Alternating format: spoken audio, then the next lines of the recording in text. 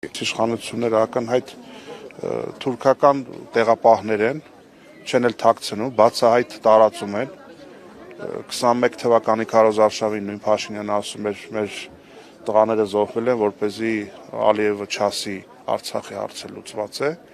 Այսօր կանգնել ասում է, որ Արցախը երբեք մերը չի եղել եւ այլն։ Դա որևիցե ողջամիտ տեքստով հնարավոր չի դա բնորոշել։ Ամենավատ մղձավանջում անգամ մենք չենք կարող երբևէ պատկերացնել, որ նման բան կարող էր թող Հայաստանի ղեկավարը նման բան ասել, բայց հաշվի առնելով, որ օրինակի համար 21 թվականի փետրվարից, երբ որ մեր զինված ուժերի գլխավոր շտաբն անվստահություն այդտեղ պահանջեց հրաժարականը,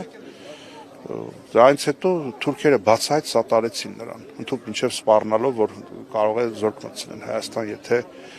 այդ հողի վրա տեղի ունենա իշխանափոխություն, ուղղակի այս տեղեկատվական հարահոսի մեջ դա մոռացվել գնացել է, բայց 21 թվականի փետրվարից Հայաստանը ունի թուրքի բաց իշխանություն։ Դրանից բխող բոլոր հետևանքներով Մասիսարը լավը չի, զինանշանը լավը չի, անկախության հռչակագիրը լավը չի, իրենք եկել են այս ամեն ինչը ժառանգություն ընդունելով փոխանակ լավը զարգացնեն, արատավորը վերացնեն, իրենք լավը ոտնատակ են տվել, արատավորն է զարգացրել։ Եվ այստեղ է, որ պիտի ասենք, որ այս իշխանությունները, որ իշխանություն են եկել օբյեկտիվ կուտակված դժգոհությունները բարձրաձայնել շահարկելով, հետո սկսեցին մարդկանց ավանել փողոց, հետո ոմանք լկտիացան, ասեցին համբալ։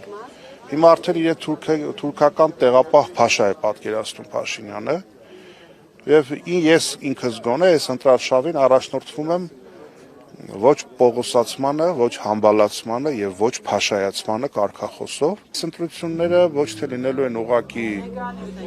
ընտրություն, թե որ քաղաքական ուժը կկառավարի, այլ առհասարակ Հայաստանի Հանրապետությունը հայկական ինքնությունով ազգային փոքրամասնությունները ներառյալ իհարկե։ Արդյոք կշարունակի գոյություն ունենալ, թե կդառնա ինչ-որ թուրք-ադրբեջանական բուֆեր եւ պետք է հուսավ ժողովրդի մոտ ողջամտությունը կբավականացնի եւ ոչ մի բլեֆների, քարոզչական ինչ-որ կեղծիք մանիպուլատիվներ դրվագների չեն տրվի եւ սառը ստապ գլխով ընտրություն կկատարեն, իսկ ընդդիմադիր ուժերն պարտավոր են բացահայտ անկեղծ խոսել մեր երկրի արչեւ կանգնած ծառացած թե ներկա մարտահրավերների, թե անցյալից իներցիայով եկած արատների մասին եւ ամենակարևորը ապագա Հայաստանի տեսիլքը այնպես մատուցեն շատ կոնկրետ ուղղություններով։